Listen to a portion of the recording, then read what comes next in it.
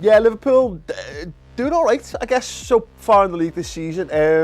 I think if you told me at the start of the season or last season or whatever that we'd be around third, fourth, around this point of the season, I'd be like, wow, great, yeah, absolutely on track for the kind of season that we were hoping for. And let's be honest, that's Champions League qualification. Not something to have an open top bus parade about, but somewhere that Liverpool absolutely need to get back to. But because we started the season so well, we started like an absolute house on fire, and we were just battering teams left, right and centre. And even when we weren't great, we were still great. It kind of raised expectations and it raised the bar a little bit. So because we've kind of fallen a little bit beneath that, there was talk of a title challenge prior to Christmas, and that completely evaporated over January. So as a result, yeah, happy, but that because I just like top four to be shown up. I'd rather, because if we were in a title challenge at this point, then you can take your eyes off the chase, the battle between fourth, fifth, sixth and what have you. The fact is, right now, we're going to have to go, and every one of these games that we've got left are massively important. So yeah, it would be ideally, I think the season would be loads better if we could sit back on the beach already and start dreaming of who we're going to be playing in the Champions League next season. But no, as a result, it's made the season more interesting, but also infinitely more stressful. I think Jurgen Klopp's right about this notion that we are learning to win ugly to some extent. The last three games we've played, obviously we only drew with Bournemouth at home, getting the win from come behind against Stoke away from home, and then beating West Brom away. Now, we've never beaten West Brom and Stoke away from home in one season, in the same season. So, that tells you something. And again, the nature of those wins, we had to dig deep, we had to grind them out. And yeah, Stoke, we scored two really good goals, one particularly really good goal from Roberto Firmino in that. But the West Brom wanted to score ultimately the winning goal from a set piece, and also to ride on. Look, it wasn't like it wasn't scored directly from a free kick or a corner, little flick on, deflected, we reacted and we scored. They are, they're the kind of points that we need to start picking up, because in the absence of Sadio Mane, Adam Lallana, Jordan Henderson, who are three of our five most influential players in the team, we need to find ways to win. And you see it from the likes of, we've just seen it against Stoke and West Brom, perfect examples of that. And they're in the DNA of those clubs, particularly because of the Pulis influence, are finding ways to get goals, and that's from set pieces, that's from defending resolutely. And we haven't quite got the defending resolutely thing down, but if we're starting to score goals from set plays, then I think it bodes very, very well for us. Liverpool player on form is a tricky one. It's probably, I think it's a toss-up between Roberto Firmino and Philippe Coutinho. At the minute, I'd say Coutinho's been more exciting in a general sense. He picked up an injury in late November, early December, when he was out for a long spell of time, and he didn't look right when he came back. He went away on international duty with Brazil, and he's come back like a man reborn. I think he scored 3 goals on the bounce. Obviously didn't score last week, but he's looked refreshed, reinvigorated.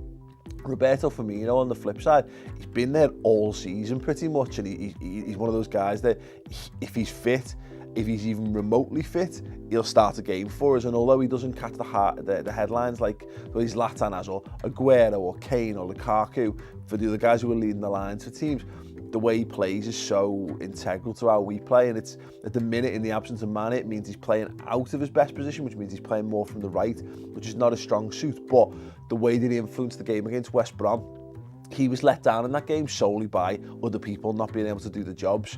James Milner plays him through, he has a completely open goal pretty much to hit, and he misses. He tees Divock Origi up for a goal, even though he's fractionally offside. Says Coutinho, he's the guy right now, in the absence of Lallana, who's pulling all the strings, so I'd probably go with him. Christian Benteke is an interesting one. I think he'll get an absolutely fine reception when he comes to Anfield, because I see no reason not to. When you look at some of the players who've come at Liverpool and we've fallen out with, let's be honest, he's not an El Hadji Diouf, is he? Who is, subhuman scum. And obviously just a bad dickhead. Benteke, nice fella, worked hard, was good, scored some great goals for us as well, scored some very important goals. Didn't work out for him, that's not his fault. We've seen plenty of strikers not work out at Liverpool and go on to have fine careers elsewhere. maybe just lacked a little bit of work rate, and I think maybe lacked half a yard of pace since the Achilles injury. So he wasn't quite what we need him to be. And of course, it never helps that he was bought under a previous manager. I think Brendan Rodgers had big plans for building the system around him, and then Klopp's come in and go, no, I've got another way of playing. And I think the way we've played with Roberto Firmino up front has kind of shown that, you know, that works. We've come up against the best sides in this league with him up front, and you know, I think they've got a pretty similar goal return in the league, to be fair. But I think the way we play football with Firmino more so than Benteke helps us. But Benteke, you know, you'll get a good round of applause. Hopefully more. I think we'll be more inclined to deliver it if we've won. To be fair, if I'm honest. But here's the thing: Benteke has a tremendous track record of scoring goals against Liverpool. So first and foremost, I'm kind of hoping we do everything in our power to make him have a horrible day.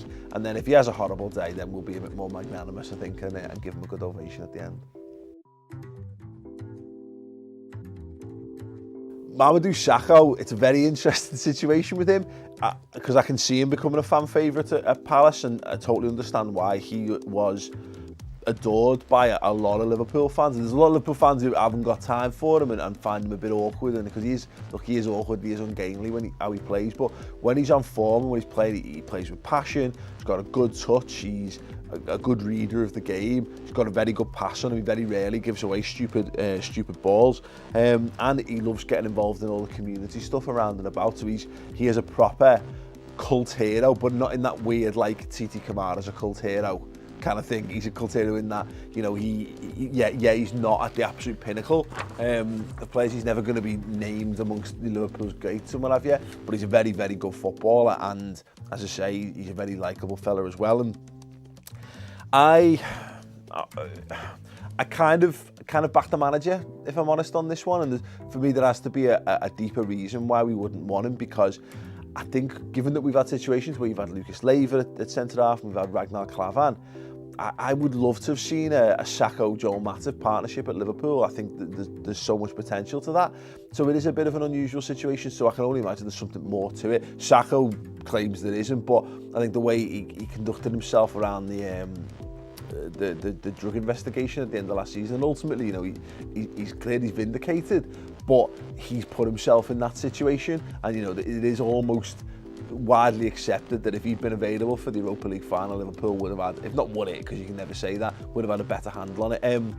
I'd like to see us keep him out. I'd like to see him impress so much that we go, great, we'll have him, because what's the point of selling someone to buy someone else in? If you're going to buy someone of a similar level, it makes no sense, particularly someone so well integrated. But realistically, I can't see him coming back to Liverpool, so it looks like the door's totally open for Palace to make a move. It's how much he's going to be worth. What you want him to do is have a couple of howlers between now and the end of the season, just knock the value down a little bit, because I think we've seen between ourselves and yourselves in the transfer market, Liverpool are not going to be mugs anymore, and I could see us, you know, holding out for 20 million plus for Mamadou Sakho. And the thing is, if he continues in this form, I don't think there'll be any shortage of takers for him as well. Palace player I see as being the biggest threat. It's a toss-up between Benteke and Wilfried Zaha. I mean, and rightly so, I guess. I mean, you could obviously, you could throw Andros Townsend in there, I guess. But Liverpool are vulnerable to the counter-attack, and we're vulnerable at set plays, and some things that Sam Allardyce is very good at making the best of is those situations. Go back to Bolton days of putting Kev Nolan on the goalkeeper, that kind of thing. So I would fear Benteke and his power. Hopefully we can know how to handle that, because obviously we've had, you know, Dejan Lovren's played with him, he's got a better idea of what he is. Lucas Leiva, similar. Most of the team know what he's got on offer. The Zaha thing is just, again, pace down that side. James Milner, if Zaha plays from the right, if he plays from the right, James Milner's there to be exploited, although he has done an admirable job there this season. And yeah, so for me, they're the two guys I think most likely. It wouldn't shock me to see either of those guys come up with a goal on the day, to be honest. Score prediction, the most solid score prediction you go with Liverpool at the moment is 2-1 win. And that's because we're still not great at the back and we're not amazing up front, but I would always fancy us to just about do what it takes to get a win. But I can't see us wiping the floor with you by any stretch. I think obviously you are where you deserve to be, particularly on the. I mean, I don't mean that in terms of down the bottom, I mean the run of form, particularly since Allardyce has come in, and obviously we've had Sacco during that time, a lot of that time as well. You know, you deserve to be in the run of form that you're in. So I think it'll be a tough game. Hopefully, fingers crossed. Whether it's right or wrong, I just want Liverpool to get 3 points, and the most likely way of doing that is probably to concede a stupid goal and then just about get the goals that we need to get over the line. So yeah, 2-1 to the Mighty Reds. There you go. Thanks very much, guys, for having me on the 5-year plan. If you want much more of me, you can do over on the Redmen TV, youtube.com/the Redmen TV. Cheers.